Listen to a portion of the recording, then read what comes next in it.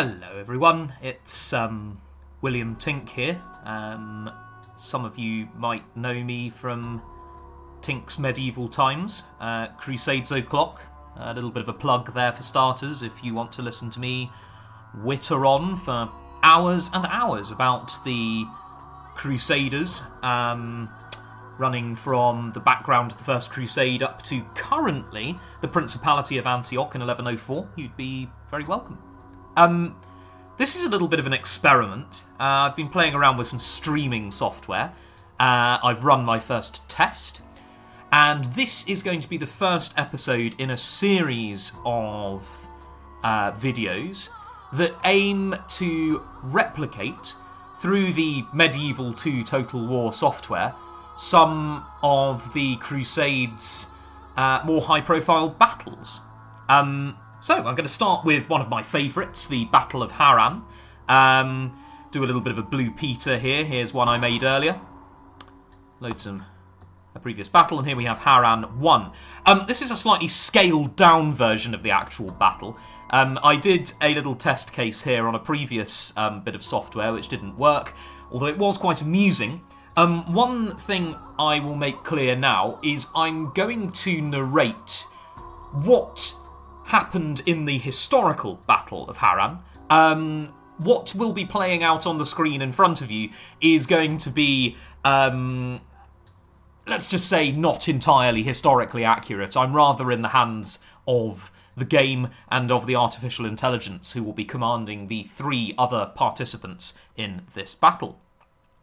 3 other participants, you say. So, William, what is going on in the Battle of Harran in 1104? Let me show you. The way I've set this up is I've given each side on the Battle of Harran 2 distinct armies. This is because there are actually 4 battlefield commanders at the Battle of Harran. On the Muslim side, and I will be playing as the 2 Muslim allies for the purposes of this particular episode. We have the army of Sokman ibn Artuk, the Artukid emir of Mardin and Hizen-Kaifa, and his ally, Jokamish, the ruler of Mosul. And Jokamish is, in 1104, essentially the right-hand man of the Seljuk Sultan in Mesopotamia. So, quite an important man. We'll go through those 2 rulers in more detail in their context as we get there.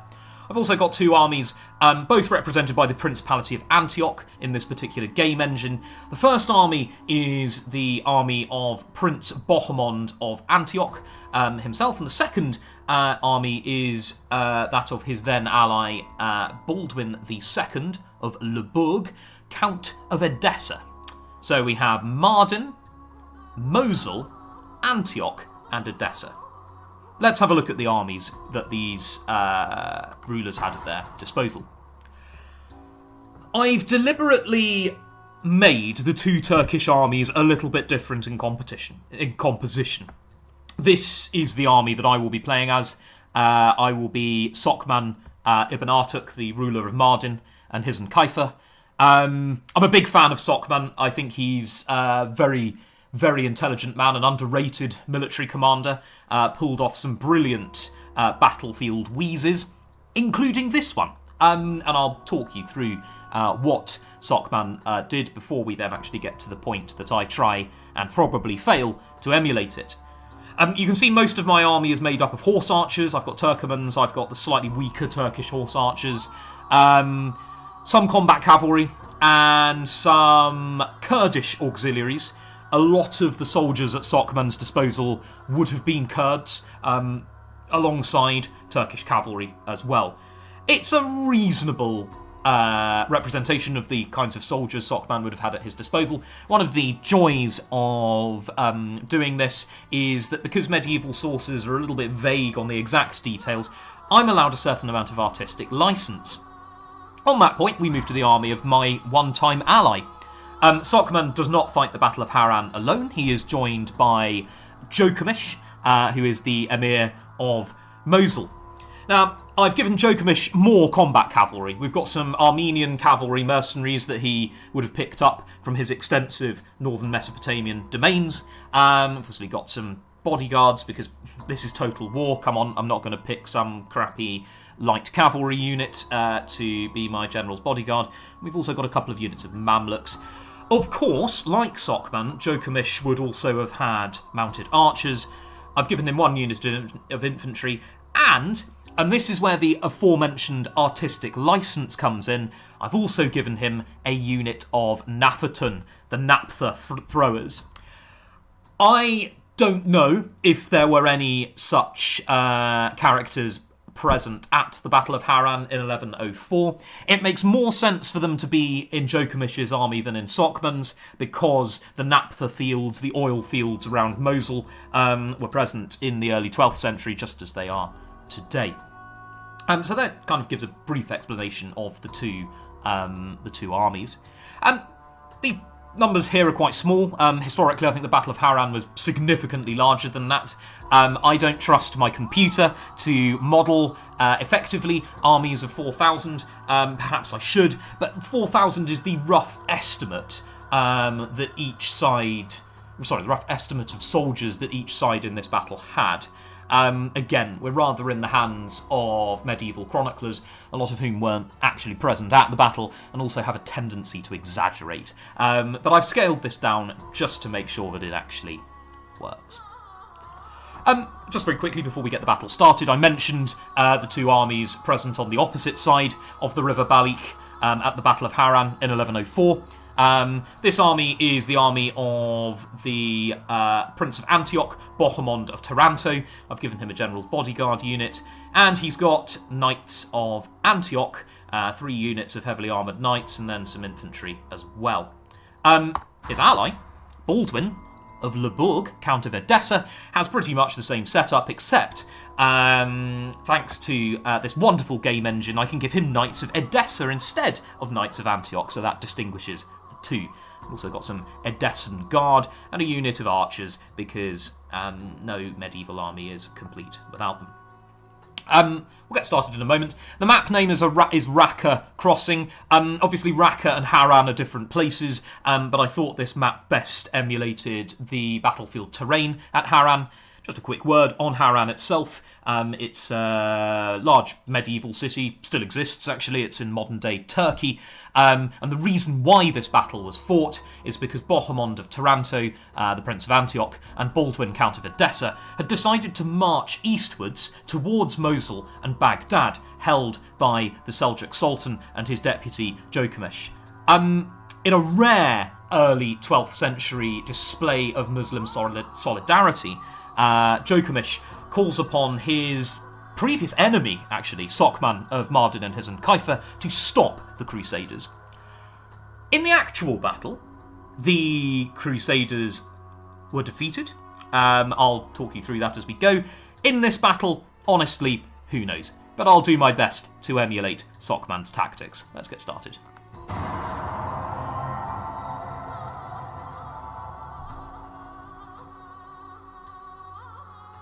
That's a quote from Imad-ad-Din Zangi.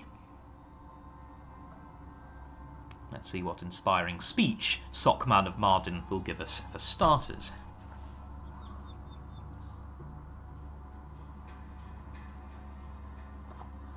There is little glory in killing goats, but let us be about our task and look for true glory elsewhere! Pretty savage from Sokman there. His words, not mine. Okay, well that was short and sweet. Let's crackle. Now, as you can see, we have a river placed here. This, for the purposes of the Battle of Harran, is the River Balik. Harran is somewhere behind us. Oh no, I do beg your pardon. No, it's on the other side of the river for these purposes. The Crusaders are actually in the process of attempting to besiege Harran. My forces, or rather those of Sokman, have arrived with Jokimish, who is over there somewhere, to relieve those forces. To relieve that siege. Now, what I'm going to do is I'm going to do a little bit of deployment. I'm going to do what Sokman did himself and place his horse archers at the front of the battle. We'll have our Kurdish auxiliaries creating that kind of infantry front. I'm hoping we're not going to have to use these particularly because, frankly, Sokman didn't. They're perfectly decent infantry, Kurdish auxiliaries, but this is very much a cavalry battle. And the way that Sokman played it was very much a cavalry battle, as we shall see. In the historic battle, Sokman sent his horse archers forward to bait the armies of Baldwin of Edessa. He succeeded in doing so and was able to completely outflank Baldwin's army and wipe it out, capturing the Count of Edessa and his deputy Jocelyn de Courtenay in the process. I will try and do the same thing. However, I'm probably not as good at commanding soldiers as Sokman of Mardin was. He was an exceptional battlefield commander, as I've said before. Let's get going. So, on the opposite side of the battlefield, we have our two forces arrayed and ready to fight. One of them is the army of Edessa, the other is the army of Antioch, both labelled here as the Principality of Antioch, and I'm a bit too far away to work out which is which at the moment.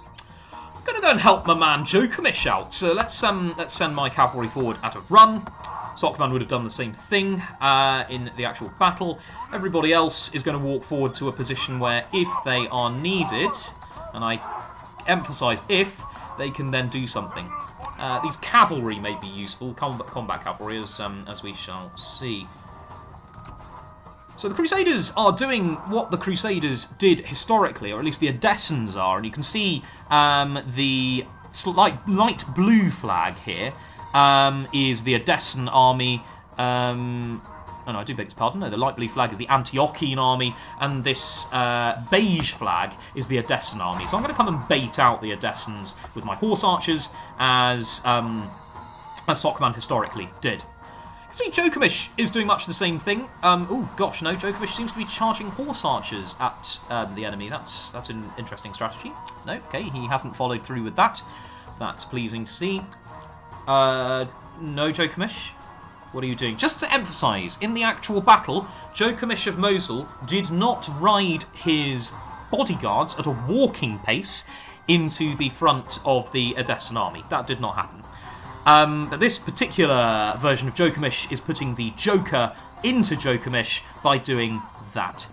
I'm going to play this in a Sokman-esque fashion and not get involved in that because, frankly, I don't want all my soldiers to get killed. I am, however, going to bring my cavalry forwards because there is a possibility that the enemy might fall for my bait. In fact, look, they just have. All our allies lie slain. Pray his troops do not lose their will to fight. Okay, that's the first difference between this battle of Harran and the real one. Jokomish survived the real battle. But here, we can see somebody is behaving like a pillock. Now, who is that? That is, I think... it's Bohemond. Now, in the historic battle, Bohemond did not behave like a pillock. He kept his forces back from the major engagement, and it was his ally, Baldwin of Edessa, who pulled a stunt like this. I'm quite pleased to show you how Sokman used his forces against Baldwin when Baldwin unwisely charged his cavalry into the horse archer ambush. See how the general turns tail and flees like a whipped dog. I think I might capture him. I think he's toast. Yep. The enemy general has been captured while running away. Guard him. Fantastic. Well, that's what happened in the actual battle, but to Baldwin of Edessa rather than Bohemond. We can see now, actually, hilariously, Baldwin is about to make exactly the same mistake that Bohemond has just made in this version of the battle, and that Baldwin himself made in the real version. And I'm going to do exactly the same thing I did last time. These Kurdish auxiliaries have taken one for the team, so thanks for that, fellas. And we're going to send pretty much actually all of our cavalry into this array. I am going to get some Turkomans. Shines on our disgrace. We must turn this battle, or we will taste ashes instead of victory. In the end, I have to accept, as Sokman did. Oh dear. Pray our warriors' hearts filled with thirst for vengeance and not despair. Well, this is unfortunate. so far, we've had a lot of people who died in this battle who didn't historically. However, tactically, what I'm pulling off here is what Sockman did in the actual battle, and he lures the Crusader cavalry in, as you can see, outflanks them. The Turks are well aware that they can't fight the Crusaders on a level playing field, so they try not to. However, the smugness has been wiped off my face there, because it looks as though the Edessans, unlike in the actual Battle of Harran, have turned up in time to save their brethren. Yeah, so only half the enemy force remains. We must pleasing. They lose their will to fight. Pleasing to hear. This is going very poorly. I have to be honest. Sockman's dead. All of my cavalry are running away. I've got some peasant archers. I don't think they're going to be the deal breaker that we all want them to be. In the end, ladies and gents, this version of the Battle of Harran has played out rather worse for me than it did for the actual Turkish commanders. And I'd like to emphasise again that in the actual Battle of Harran, the Turks won. The sun that shines on our disgrace. We must turn the wind of battle, or we will taste ashes instead of victory. It's an interesting counterfactual. Harran is a deeply significant battle for the Crusader cause. Had Bohemond and Baldwin won this battle, as they appear to be doing here, the road to Mosul and possibly to Baghdad was open to them. And it's possible that the Crusader states then might have been able to capture some of those larger cities and survive. In fact, they may, well, still be rocking around now. Good news. My troops have rallied. Possibly not good news for them, actually, because now we're going to have to fight some people. Let's see if we can bait out this unit of Knights of Antioch.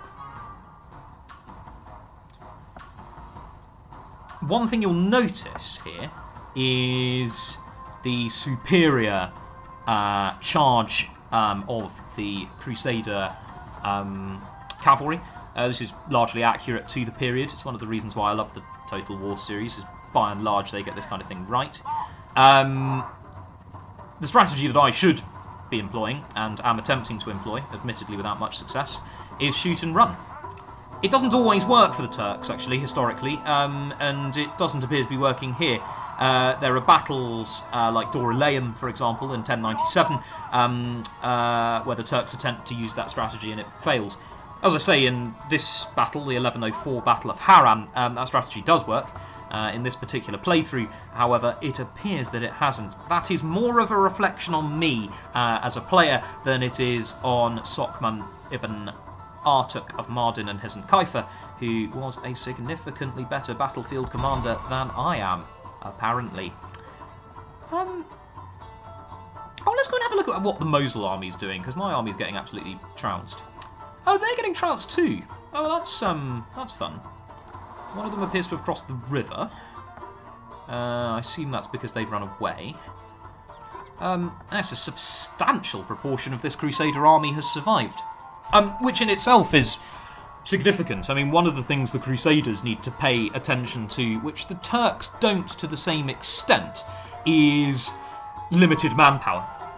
And one of the huge problems that the historic Battle of Harran delivers for the Crusaders is that Edessa's army is almost completely wiped out in the battle.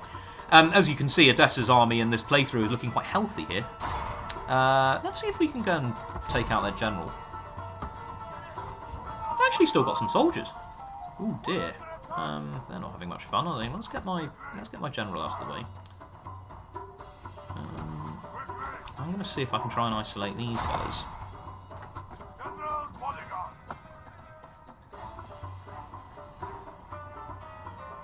Gosh. This has gone very poorly.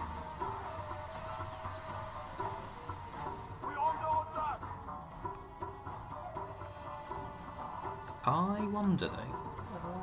I may not win the battle, but I think these lads are going to be in a spot of bother. Yep, there they are. Our worthless allies have fled like whipped dogs. These curs are not fit to be called men. Sockman may well have said that of Jokimish. As I said earlier, the two were not the greatest of friends. The enemy are badly bloodied. They have lost half their men. Yes, unfortunately I've lost most of my men, and my general, and any chance of winning this battle. But yeah, as I was saying, Sockman and Jokimish were not allies in the traditional sense before this battle took place. In fact, Jokimish and Sockman had actually been fighting each other just before Baldwin of Edessa and Bohemond of Antioch combined their forces in this battle. And as I said at the beginning of the episode, it's a rare display of Muslim solidarity in the first decade of the 12th century. One of the reasons why the Crusader states are so successful in this period is because the Muslims don't unite like this.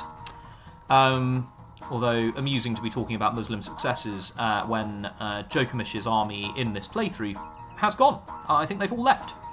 Just me now. Not that I'm trumpeting my performance in this battle. I have also not done brilliantly. I wonder what's going to happen. I mean, I know what's going to happen. These peasant archers are going to die. But might they take a few of these guys with them beforehand? Let's see.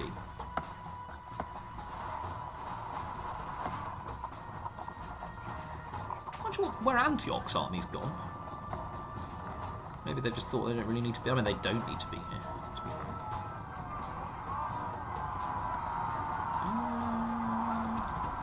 Right.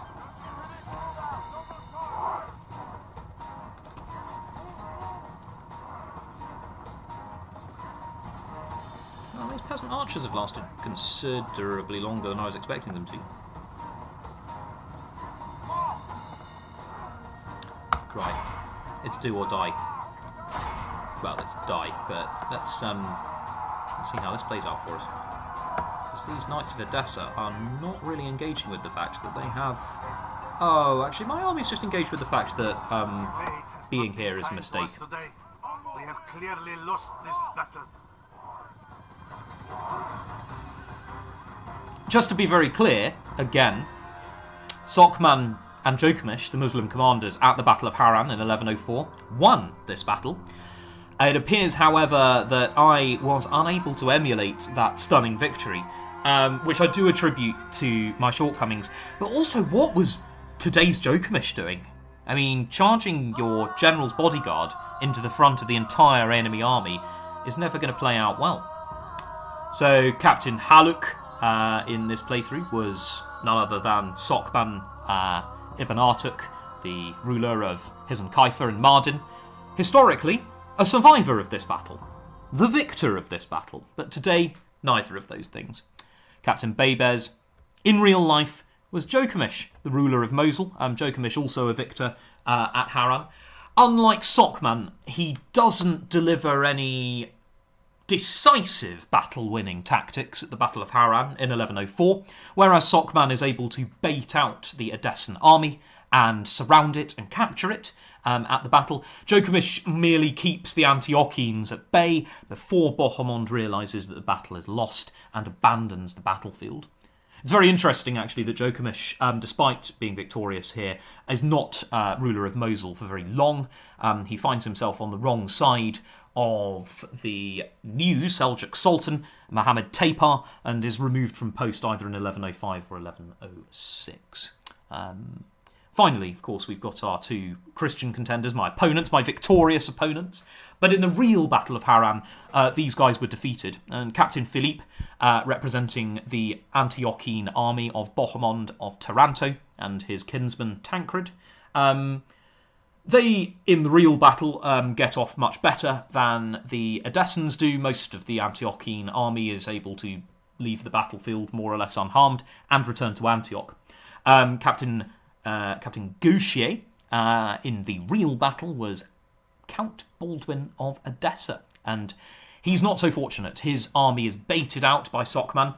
Sockman sends his horse archers in, as I did at the beginning of the battle, but more successfully than me, withdraws them, and is able to then encircle the entire Edessan army in a massive flank and rear attack that wipes out that particular army, capturing Baldwin in the process. Ladies and gentlemen, thank you very much for watching. I hope you've enjoyed that episode, and I hope to continue to produce more of these in the weeks and months ahead. Any feedback, please get in touch at tinksmedievaltimes@gmail.com. I wish you a very pleasant day.